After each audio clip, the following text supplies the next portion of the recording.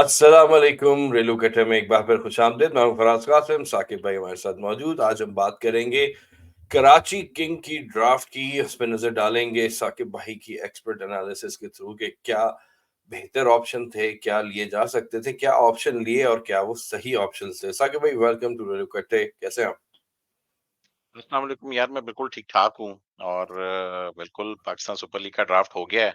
तो आज हम कराची किंग्स के ड्राफ्ट एनालिसिस उसको एनालाइज़ करेंगे, देखेंगे कि कराची किंग्स ने ड्राफ्ट कैसा किया। मगर आप अपनी ओवरऑल एक ओपिनियन पहले बताइए कि ड्राफ्ट वाले दिन आप कब उठे और कराची किंग्स की आपने पिक्स कब से देखना शुरू की?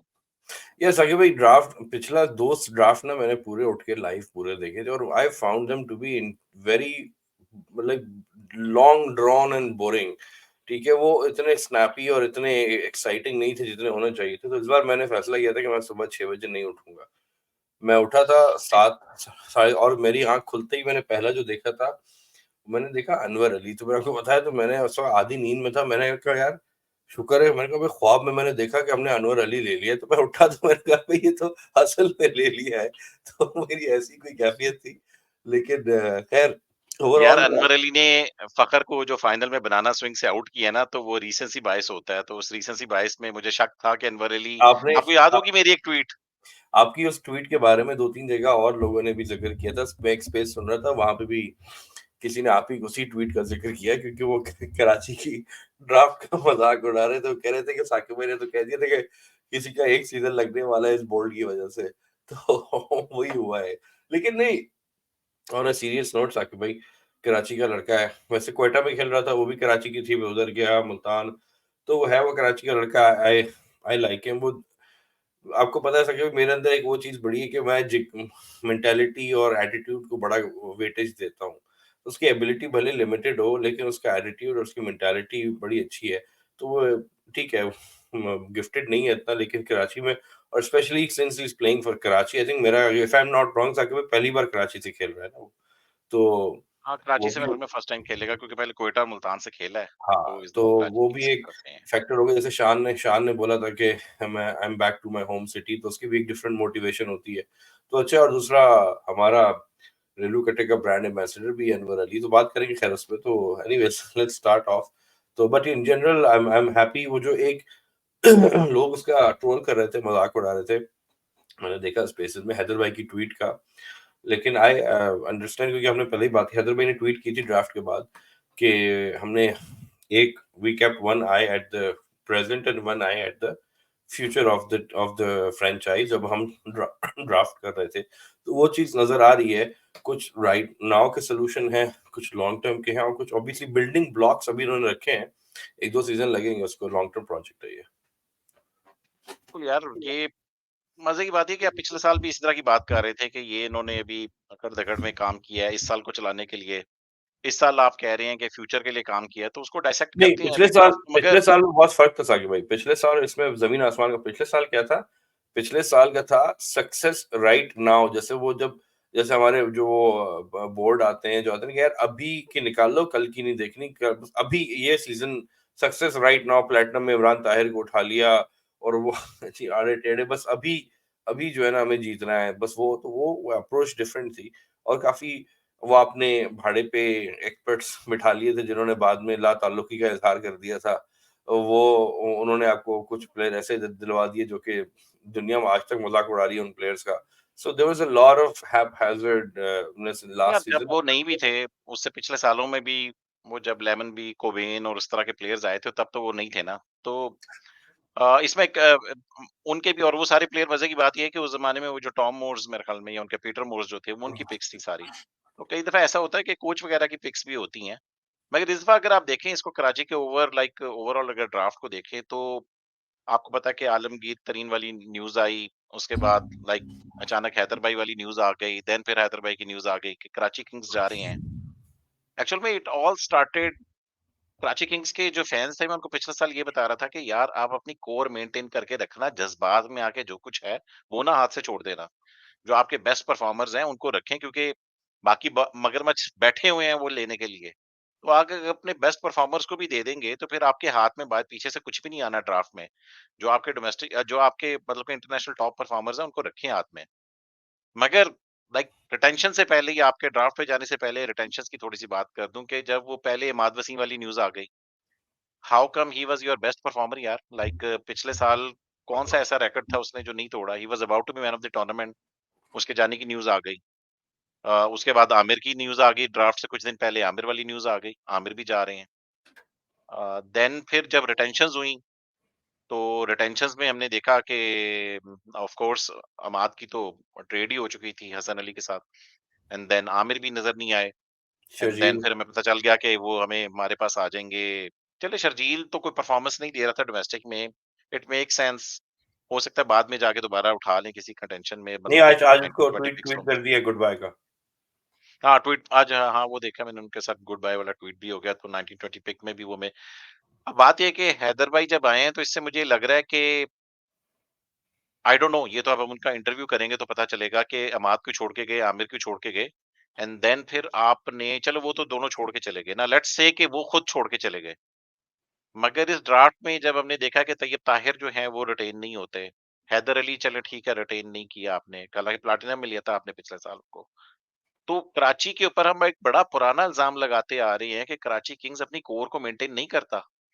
और लाहौर को हम, ठीक है वो हार रही थी, मगर हमने ये बेनिफिट उनको ज़रूर दिया कि यार ये अपने बिल्डिंग ब्लॉक्स बना रहे हैं, हर साल एक लड़का ला रहे हैं और उसको फिर रिटेन करते जा रहे हैं।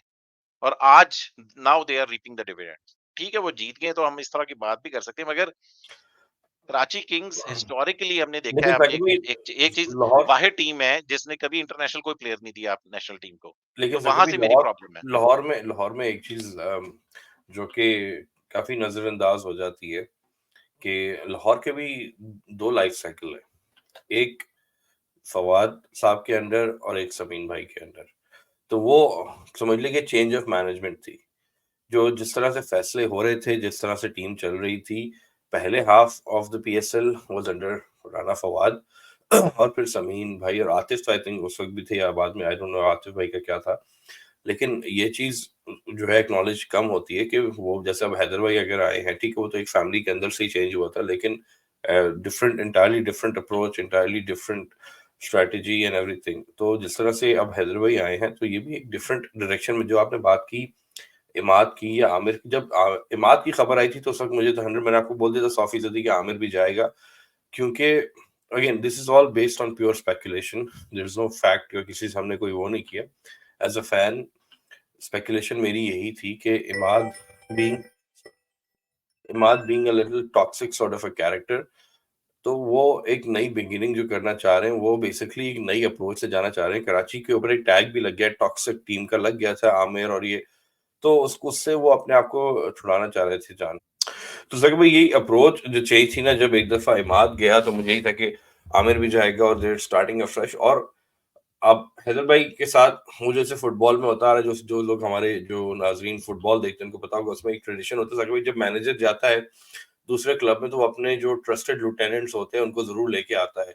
अपनी एक तो टीम लेके आता है या फिर अपना एक फॉर्मर कप्तान, प्लेयर, वो उसी तरह शान मसूद को लेकर आया। अनवर अली की पिक भी वही है कि ही जितना भी वो लिमिटेड प्लेयर हो, हैदर भाई, पोलार्ड पोलार्ड भी वही है। पोलार्ड भी वही है और अनवर अली एक एक ट्रस्ट डेवलप हुआ हुआ होता है ना आपके साथ।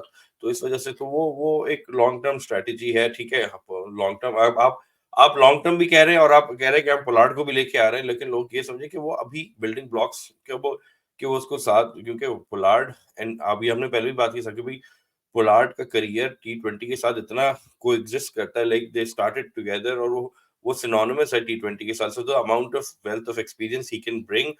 एक वो जो नेटफ्लिक्स की सीरीज है, आपने तो हम श्योर नहीं देखी होगी क्योंकि आप तो आईपीएल देखते नहीं हो। मैंने 2-4 साल पहले देखी थी, वो आईपीएल की मुंबई इंडियंस की fly on the wall documentary है। तो वो उनकी पूरी सीजन में साथ चलते हैं उनके, तो उसमें Pollard, I was surprised to see how much influence Pollard has behind the scenes even in, अब तो नहीं, अब तो वो कोच हो गया है। एज अ प्लेयर उससे जो वो जितनी स्पीचेस देता था वहां पर, जितनी वो इन्फ्लुएंस उसका था ड्रेसिंग रूम में, it was very mind boggling. So anyways sir भाई ड्राफ्ट पे आते हैं आगे। तो आप कह रहे थे तो कि आप ड्राफ्ट पे आते हैं तो मैं ये बता रहा था, पहले उसको ड्राफ्ट पे जाने से पहले मैंने कहा रिटेंशंस वाली बात कर लें। चलें, मान लिया कि आप टॉक्सिक प्लेयर से, लाइक मतलब कि अज्यूम कर रहे हैं, हम ये नहीं, इल्जाम नहीं लगा रहे कि एकदम शायद, ये assumptions है, तो बिल्कुल हैदर भाई बिल्कुल। का इंटरव्यू आएगा तो उसी में वो एक्सप्लेन करेंगे कि वो क्यों छोड़ के गए, आपने छोड़ा या उन्होंने निकाला, तो वी विल सी। मगर मैं बता रहा था कि कराची किंग्स के ऊपर में 2 इसकी प्रॉब्लम है बड़ी पुरानी। एक तो इमर्जिंग प्लेयर्स पे कभी टेस्ट या अपने यंग प्लेयर्स के ऊपर कभी भी ट्रस्ट करके उसको कभी भी रिटेन नहीं करते और लॉन्ग टर्म अपने यंग प्लेयर्स को कभी लेके नहीं चले, और दैट्स द रीजन इन्होंने पाकिस्तान नेशनल टीम को कोई एक भी प्लेयर भी नहीं दिया। एक उस्मान शनवारी था, मगर वो भी एक वनडे खेला हुआ था, ठीक है। अब बात ये कर लेते हैं, चले आपने वो भी नहीं किया कि आपने, ठीक है कि आप कुछ प्लेयर से जान छुड़ाना चाह रहे थे जिनके ऊपर कोई कंट्रोवर्शियल टैग था, मगर तैयब ताहिर पे तो नहीं था। तैयब ताहिर पे तो आप आरटीएम भी कर सकते थे जाके ड्राफ्ट पे जाके। आपका थर्ड बेस्ट बॉलर आपके आमिर, और उसके बाद इमाद वसीम के बाद आपका third best bowler, almost 1 wicket ही कम थी उसकी इमाद वसीम से, 8 विकेटें थी उसकी। आकिब जावेद, उसका क्या कसूर था? उसको भी नहीं आपने रखा। ठीक है, आपने ड्राफ्ट में चल के भी दोबारा नहीं लिया। इसके अलावा आपने, ठीक है, इरफान नियाज़ी को आपने रिटेन किया है 6वें नंबर के ऊपर, आपने पावर हिटर के लिए, आपने इखलाक के ऊपर ट्रस्ट किया कि एक लोकल विकेट कीपर चाहिए था, मगर आप ड्राफ्ट में चल के दबा के अपना एक लोकल कोर डेवलप करना शुरू करें। दूसरा कराची का मसला कि ये टीम जेल नहीं होती। टीम जेल इसी वजह से नहीं होती कि आपके यंगस्टर्स जो लोकल कोर आप बिल्ड करें, जिसको आप लॉन्ग टर्म में लेके चलें, जो जो कराची को ओन करे। तो उस तरह की कोर को अब आपको डेवलप करना है, जिस तरीके से आप मीर हमजा को लेकर आए हैं, ठीक है? तो कराची किंग्स को ये चाहिए कि आइंदा के बाद अपने जो यंगस्टर्स जिनके ऊपर आप बिलीव कर रहे हैं, इस सिस्टम को, इनको लेके चलें आगे और एक कोर डेवलप करें, ताकि वो जो कोर होगी वो आपको आगे आगे इंशाल्लाह ताला मैचेस जितवाएगी। तो let's dive into the draft यार। बहुत बातें होगी शुरू की, और देखते हैं कि ड्राफ्ट में क्या हो रहा है। मैं जरा इसको मैक्सिमम कर दूं और फिर बात करते हैं इसके ऊपर। तो ये आप देख रहे हो यार, आप देखेंगे, आपने प्लाटिनम की पहली पिक, अच्छा मजे की बात ये है कि मुल्तान की पहली पिक थी राइट आपसे पहले। मुल्तान ने ले लिया डेविड विली। मुल्तान की पहली रीडिंग थी आप लोगों के ऊपर कि आप लोग पहले पुलाड़ लोगे। वो अली भाई की मैंने एक पिक्चर देखी थी जिसमें उन्होंने कराची की स्ट्रेटेजी लिखी हुई थी। वो बड़ी कोने में चल के बड़ा ज़ूम ज़ूम करके मैंने उसमें से नोट किया कि उन्होंने लिखा हुआ था कि कराची किंग्स जो है ना, पहला पुलाड़ उठा रही है। दूसरा उन्होंने लिखा हुआ था कि लेफ्ट आर्म जो है ना, वो डेविड विली लिखा होता शायद उन्होंने, ठीक है? और तीसरे नंबर पे तो सारी दुनिया को पता था वो नवाज़ होंगे। और फिर उन्होंने एक डायमंड का भी लिखा हुआ था, तो उनकी उनकी रिसर्च ऑन कराची किंग्स बिल्कुल ठीक थी। किरण पोलार्ड, अच्छा अब आपकी ओवरऑल अगर मैं देखूँ तो मेरे ख्याल में प्लैटिनम की दोनों पिक्स मुझे काफ़ी अंडरवेलमिंग लगी हैं, Kieron Pollard and Daniel Sams. How do you see those picks? हमने हैदर भाई का इंटरव्यू जब पिछले साल किया, तो हमने उनसे पोलार्ड वाली पिक का पूछा था। उन्होंने कहा था कि Pollard brings so much value to the dressing room, he brings so much experience, मगर उसके साथ यार वो बैगेज भी लेके आता है इन माय ओपिनियन। जब आप, ठीक है कि आप एज़ ए मेंटर कि वो काफ़ी आके हेल्प करेगा, ड्रेसिंग रूम में बैठेगा और जाके शान मसूद को काफ़ी हेल्प करेगा। मगर वो साथ में बैगेज भी लेके आता है। His catching was excellent, but उसकी ग्राउंड फील्डिंग, उसकी रनिंग बिटवीन द विकेट और उसके थोड़े से रिफ्लेक्सेस जो उतने स्लो हो चुके हैं। हाँ, व्हाट डू यू से कि कैसी पिक लगी आपको? पहली पिक आप तब ले रहे हो जब रेसी वैन डर डूसन भी पड़े हुए हैं और डेविड मलान भी पड़े हुए हैं। तो how do you see this pick Kieron Pollard की? जैसे हमने साकिब भाई पहले बात की जो रीबिल्डिंग अच्छा आप एक प्लेयर बैगेज तो लेकर आता है वो है पोलार्ड के साथ पर again based on pure as a fan जो या क्रिकेट व्यूअर की जो फीलिंग है पोलार्ड को लेके क्योंकि मैं कराची का फैन हूं तो मैं सिर्फ पॉजिटिव एस्पेक्ट पे ही फोकस करूंगा तो जैसे आपने बात की कि वो अच्छा प्लेयर जब अपने करियर के इस हिस्से में पहुंच जाते हैं ना तो वो दो जनरली दो किस्म के एटीट्यूड होते हैं उनके एक होता है कि यार मैंने जो करना था वो मैंने कर लिया अब मैं सिर्फ पैसा कमाना है मैंने बस टाइम गुजारना है एक ये एटीट्यूड होता है एक वो एटीट्यूड होता है लोगों का कि they are looking still looking for new challenges to redefine themselves अब मैं उम्मीद कर रहा हूँ उम्मीद ही है ये कि पोलार्ड यहाँ पर आया है तो उसके अंदर एक ये जरूर होगा कि यार कराची को रीबिल्ड करना है रिजुविनेट करना है और अगर मैं उसका और मुझे हैदर भाई जो हैं वो एक ट्रस्ट करके लेकर आए हैं as a lieutenant of the lieutenant of Shan Masood के लेकर आए हैं तो he would want to contribute towards reshaping Karachi rebuilding Karachi और उसको एक नया चैलेंज मिलेगा at this stage of his career again this is my assumption but this is how I am looking at it तो I don't see any harm बल्कि मैं तो बड़ा खुश हूँ कैरन पोलार्ड को लेके क्योंकि again chance to redefine himself and actually give something back Daniel Sam's की अगर अच्छा साकिब भाई डेनियल सैम्स की जहां तक बात है आप मुझे ये बताइए कि जब डैनियल सैम्स की पिक थी, क्योंकि आपको पता है मेरा ड्राफ्ट और पिक को लेके इतना हमेशा फारिग ही होता हूँ। मुझे ये बताइए जब डैनियल सैम्स की पिक थी तो कराची के पास ऑप्शन क्या थे? देखिए हुआ ये ना कि इन्होंने डेविड विली को पिक करना होगा, मगर डेविड विली मुल्तान पहली पिक में ले गया। अब हुँ, ये left arm fast bowler allrounder एक एक एक बॉलिंग ऑलराउंडर को देख रहे थे, वो भी अगर आप ये देखो कि पिछले साल इन्होंने मुल्तान सुल्तान्स में जब हैदर भाई थे तो उन्होंने अ, यार वो जो आयरलैंड का बॉलर था जॉश लिटल, उनको वाइल्ड कार्ड किया था गोल्ड से प्लैटिनम में। वो बेचारा इतना खुश हुआ कि उसने इस दफा प्लैटिनम में रजिस्टर करा दिया कि मैं तो प्लैटिनम लेवल बॉलर हूँ। एनीवे, तो बात ये है कि ये डैनियल सैम्स बेसिकली ऑलराउंडर लेना चाह रहे थे लेफ्ट आर्म। तो अब इनके पास फिर इन्होंने देखा होगा कि इस टाइम पे वही रह गए हैं। हालाँकि ऑलराउंडर तो नहीं है, मगर Reece Topley could have been good option क्योंकि बॉलर बहुत अच्छा है। डैनियल सैम्स मैंने इसको जितना बिग बैश में मैंने आईपीएल कभी नहीं देखी, तो you can tell more about on Daniel Sams, मगर मेरे ख्याल में ये सिडनी थंडर से खेलती है और मैंने जब देखा इज़ वेरी एक्सपेंसिव। मेरे ख्याल में जितने इनका इंटरनेशनल ताकि भाई इकोनॉमी है, वो क्लोज़ टू 10 है। डैनियल सैम्स का यही है कि वो बैटिंग में भी बहुत रन मार सकता है, बॉलिंग में भी बहुत रन मार सकता है। तो वो दोनों तरफ से वही जो है ना। ना वो तो रन बात ये है कि मशीन है। आप इस तरह का प्लेयर रन मशीन अगर आप ले आएँगे तो वो जितने करेगा नीचे से आके, पाकिस्तान की कंडीशन में फर्स्ट टाइम खेलेगा, तो लेट्स सी कि वो कितनी पावर हिटिंग कर सकता है। मगर बॉलिंग आपने पहली चीज़ देखनी है। मैं वैसे इस टाइम पे डेविड अगर बॉलर्स की बात की जाए, यहाँ पर अगर आपने पोलार्ड उठा लिया था ठीक है। मगर यहाँ पर अगर आपने डैनियल सैम्स वाली पिक के ऊपर भी अगर आपने कोई और उठाना था, तो मेरे ख्याल में रीस टॉपली उसकी इंजरी का देखना होगा कि इंजरी कैसी है उसकी। ये तो बहुत कि इंजरी आपने प्रोन अगर है भाई। बॉलिंग ऑलराउंडर देखने हैं आपने, तो बॉलिंग ऑलराउंडर आपको लोकल में भी मिल जाने थे। तो प्लैटिनम की पिक किसी बड़े प्लेयर के ऊपर लगानी चाहिए यार, मेरा ख्याल में लास्ट ईयर अकील हुसैन को भी इन्होंने पिक किया था, मगर ठीक है उसकी जगह तो इन्होंने नीचे चल के अरफात मिन्हास इनको मिल ही चुके थे। मगर होता ये है ना कि जब आपने पिक करना है तो आपने तब उस टाइम पे देखनी है। तो मे बी ही थॉट के this is the best pick.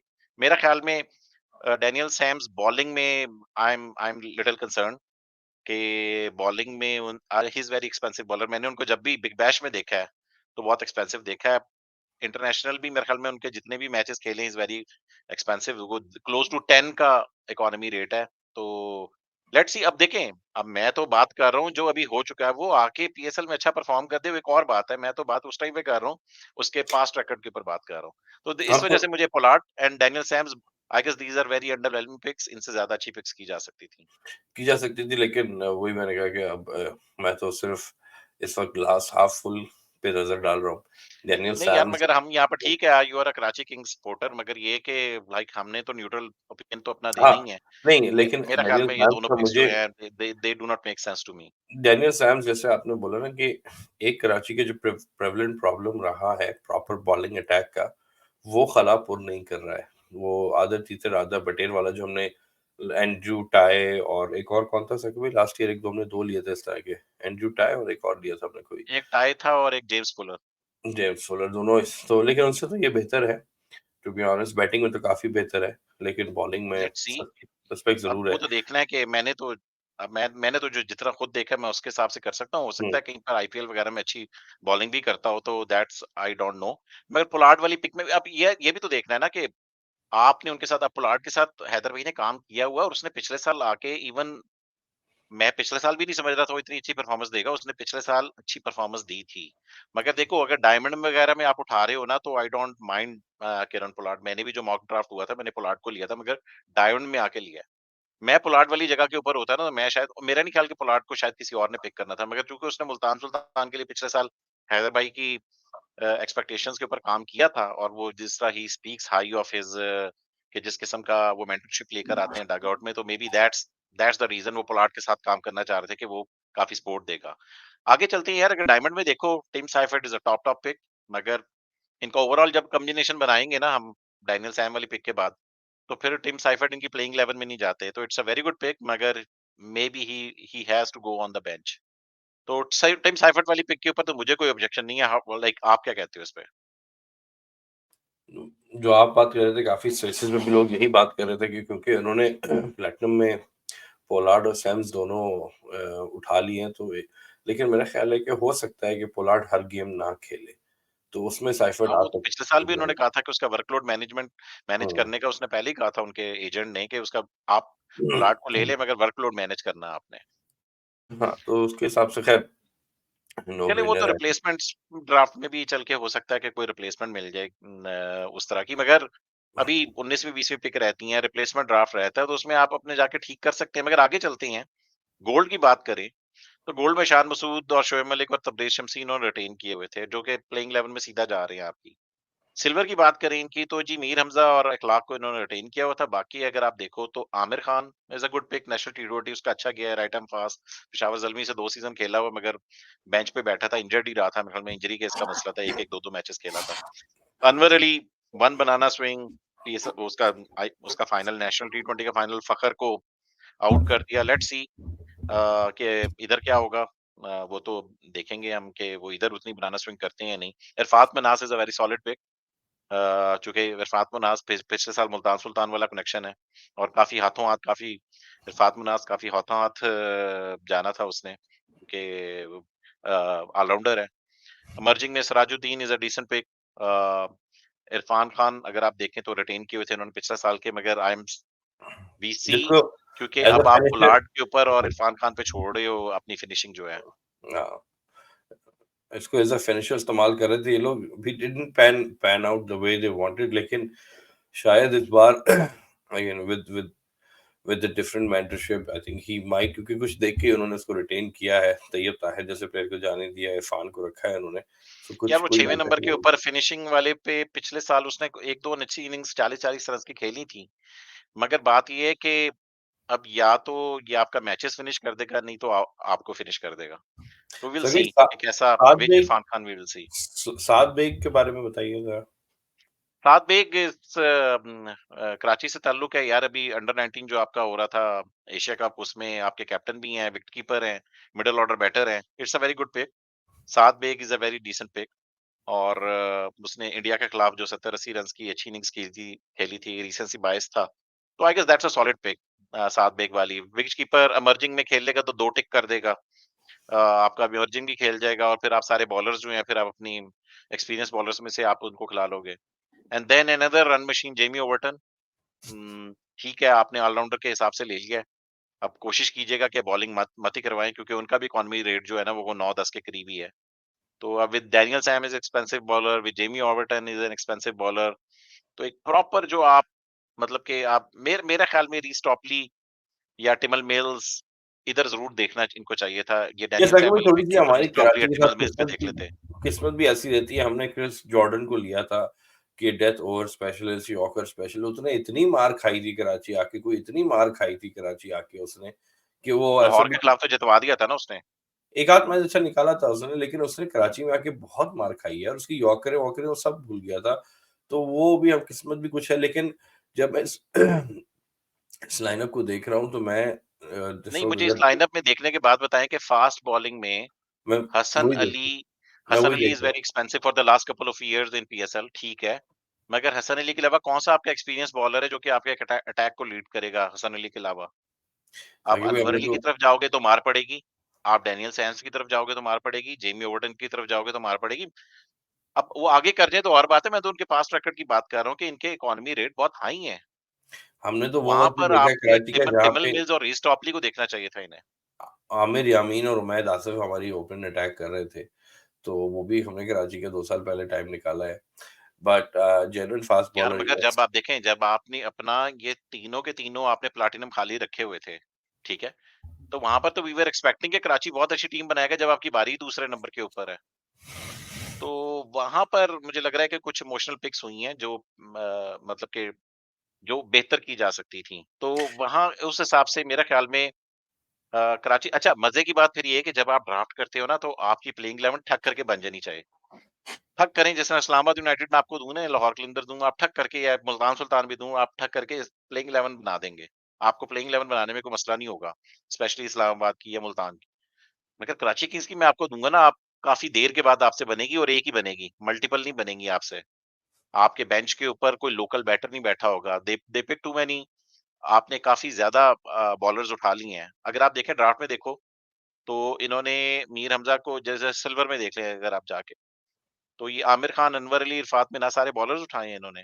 अगर मर्जिंग में देख लें, इरफान खान नियाज़ी को तो उन्होंने वो किया होता, मगर सिराजुद्दीन और फिर नीचे जेमी ओवर्टन फिर बॉलर उठाए हैं। ठीक है, बॉलर्स की तरफ आपने जाना है, मगर मिडल ऑर्डर में एक आधा बैटर कम है, मेरे ख्याल में जो तैयब ताहिर को इन्हें पिक करना चाहिए था किसी न किसी की जगह।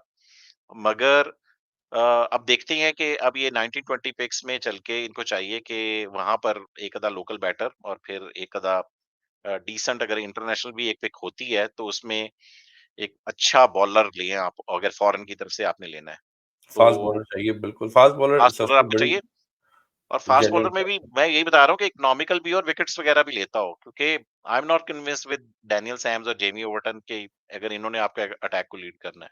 तो वहां पर मुझे ओवरऑल कराची का जो किंग्स का जो ड्राफ्ट है ओवरऑल थोड़ा-सा अंडरवेलमिंग लगा और काफ़ी थोड़ा-सा पहले रिटेंशंस में मसला था, उसके बाद फिर आपने ड्राफ्ट में 1-2 मिस्टेक्स नज़र आ रही हैं। तो ओवरऑल अगर मैं इसको 10 में से नंबर दूँगा तो यार मैं इनको कोई 6 आउट ऑफ 10 या 7 आउट ऑफ 10 चलिए मैक्सिमम दे देता हूँ। इसके आगे मैं नहीं जाऊँगा। आप मैं क्या समझते हो? नहीं, इससे कोई डिसएग्रीमेंट नहीं, लेकिन मेरा जैसे मैंने आपको ड्राफ्ट से इवन रिटेंशन से पहले भी मैंने आपको बोला था कि ये इस साल आप कराची को जज करें, ठीक है, लेकिन I think it's at least a 2 season project. आपको 2 ड्राफ्ट विंडो, 2 सीज़न, अगले सीज़न ड्राफ्ट रिटेंशन के बाद जो टीम की शक्ल निकल कर आएगी, जो नेक्स्ट सीज़न तक होगी, वो आपको एक बेहतर शक्ल नज़र आएगी, क्योंकि एक ड्राफ्ट में और एक रिटेंशन में टीम का जो ओवरऑल ये लोग शक्ल चेंज करना चाह रहे हैं, वो नहीं, मुमकिन ही नहीं है वो। तो it's a long term project. अब इन्होंने ऑब्वियसली हैदर भाई लाए हैं, तो he is here to stay, और ये आपको शक्ल असल नज़र आएगी। जो खला अभी नज़र आ रहे हैं आपको, वो होंगे, और इस साल there is no way Karachi is winning the title. शायद टॉप 4 में क्वालीफाई कर जाए, बड़ी बात है, बट अगेन यार it's Faraz, not. I don't buy this. जब ड्राफ्ट में जाते हैं आप इंटरनेशनल पिक्स तो अच्छी कर सकते हो ना यार। आपने अब देखो, लोकल इसमें प्लेयर्स में भी मैं आपको बता रहा हूँ कि आपने तैयब ताहिर को नहीं रिटेन किया, हैदर अली को नहीं रिटेन किया, आकिब जावेद को नहीं, नहीं साकिब रिटेन भाई, किया। फ्लॉज़ हैं, और वो एज़ यू सेड कि काफ़ी 2-3 ऑप्शन थे जो वो ले सकते थे, वो नहीं लिया, उसमें तो कोई दो राय नहीं है। लेकिन मैं आपको फिर भी यही बोलूँगा कि ये, जैसे लास्ट ईयर हम बात कर रहे थे आफ्टर द ड्राफ्ट, कि उन्होंने बुड्ढे-बुड्ढे प्रूवन प्लेयर्स से इसलिए उठा ली कि सक्सेस राइट नाउ। अभी हम अपना उल्लू सीधा, क्योंकि पिछला सीज़न इतना बुरा गया था, क्या 1 गेम जीते थे लाहौर से, जो जीते थे मेरे ख्याल है, और अब नहीं, 9-1 वाला था। पिछले साल 3 जीते हैं, माद वसीम छाया हुआ था। नहीं, उससे पिछले साल 1 उससे जीते थे। पिछले सीज़न, उससे पिछले जी, सीज़न जो है वो 1 गेम जीते थे, जो कि सिर्फ़ लाहौर से था। तो इस वज़ह से उनको था कि नहीं, बस अभी हमें ऐसी टीम बनानी है कि हम सीज़न, ये वाला सीज़न निकाल जाएँ। लेकिन अब जो है, क्योंकि obviously with under new management, under new leadership and basically a change of guard, और आप एक्सपेक्ट नहीं कर सकते कि एकदम से आपके समीम भाई भी जब टेक ओवर किया था उन्होंने, it took him 2-3 seasons to build the team. तो नहीं, बिल्डिंग समीम ब्लॉक्स भाई तो आप पहले सीज़न से थे। समीम भाई, आतिफ नहीं, भाई मेरी दोनों टूक पहले सीज़न से, सिर्फ टूक सिर्फ ओवर। 5वें सीज़न के शुरू में फवाद भाई निकल गए थे, ये दोनों तो हाँ। थे पहले से। तो फवाद भी निकल गए थे ना, साकिब भाई, क्योंकि आप समीर भाई से आपने भी बात की 50 दफा, हमने जब इंटरव्यू किया, आई अंडरस्टूड, उन्होंने ओपनली तो नहीं बोला, लेकिन उन्होंने ये बात तो मुझे वाज़ेह इस बात पे हो गई थी कि जिस तरह से टीम, अब मैं आपको एक एग्जांपल देता हूँ, going back to Imran Imran Ahmed Khan, जो एक दफा एक इंसिडेंट बता रहा था, देख the way Lahore was being run, के जो आपका नेशनल जो सेंटर कौन सा है, एनसीए में आई बिलीव ग्राउंड था, जो कि टीम्स को दिया जाता था, कि जो पहले सीजन में या दूसरा सीजन था, कि आपकी टीम वहाँ पे आके प्रैक्टिस करेगी। तो जिस दिन लाहौर की बुकिंग हुई थी, उस दिन लाहौर की टीम पहुंची नहीं, 2-3 प्लेयर ऐसे ही टहलते हुए आ गए। पूछा कहाँ है, पूछा फवाद साहब, पूरे ओनर, पूरी मैनेजमेंट एयरपोर्ट पहुंची हुई है क्रिस गेल को लेने के लिए। तो ये उस वक्त आप लोगों की अप्रोच थी, but it changed because when उन्होंने राणा फवाद को के शेयर्स खरीद लिए, वो जो भी उसको बाय आउट करके साइडलाइन कर दिया, देन समीन भाई and आतिफ भाई took over, and now things are being done according to them. So it took a while for the building blocks to get in place, और एक दिन में नहीं होता, Rome was not built in a day. तो एक एक आप चाह रहे हैं कि कराची में नई मैनेजमेंट आए, वो एक रिटेंशन करे, एक ड्राफ्ट करे और चैंपियन टीम तैयार कर दे, मुमकिन ही नहीं है। तो आपको 2 सीज़न लगेंगे, फ्लॉज़ होंगे, अगले सीज़न जाके आपको मैं गारंटी दे रहा हूँ कि championship winning team, champion final तक तो पहुँचेगी। इस साल मुश्किल है। ठीक है, ये आपका टेक है उसके ऊपर। मैं आप थ्योरेटिकली स्पीकिंग जो आप कह रहे हो बात ठीक है यार, मगर टीम्स जब ब्रांड न्यू पहले साल बन रही होती हैं तो तब भी तो उनमें से कोई टीम जीतती है ना। मैं तो ड्राफ्ट की बात कर रहा हूँ कि ड्राफ्ट आप इससे बेहतर कर सकते थे, दैट्स व्हाट इट। हाँ, अब हैदर भाई जो कह रहे हैं कि मेरी एक आंख फ्यूचर के ऊपर है, अब जब हम उनसे इंटरव्यू करेंगे तो ऑफ कोर्स हम उसकी एक्सप्लेनेशन ले लेंगे कि आपकी ये सारा जो थॉट प्रोसेस था इन पिक्स के पीछे, मतलब डैनियल सैम्स और पोलार्ड वाली जो पिक है इनके पीछे, और फिर उसके बाद जेमी ओवर्टन वाली पिक भी, I guess they are very mild picks, इनसे बेहतर होनी चाहिए। मैं तो ड्राफ्ट की बात कर रहा हूँ कि ड्राफ्ट में उससे और अच्छी ऑप्शंस अवेलेबल थी। अवेलेबल तो थी, बिल्कुल। That's all, all I have to say on Karachi Kings. और यार ठीक। एक बात मैं आपको जाने से पहले बता दूँ, हमेशा हम भूल जाते हैं। अगर आपने हमारा चैनल सब्सक्राइब नहीं किया तो हमारा चैनल सब्सक्राइब कर लें, क्योंकि यहाँ पर होती है पाकिस्तान सुपर लीग की बात, और आगे हमारे काफ़ी शोज़ आने वाले हैं। ठीक है साकिब भाई, अच्छा I think it was a good discussion on Karachi Kings. और अभी हमने अच्छा भैया बताइए साकिब भाई, हमने ड्राफ्ट एनालिसिस मुल्तान की कर लिया आपने कहानी के साथ। हाँ जी, मुल्तान की कर ली, अब इसके बाद हम लाहौर की करते हैं। लाहौर की करेंगे अब, ठीक है।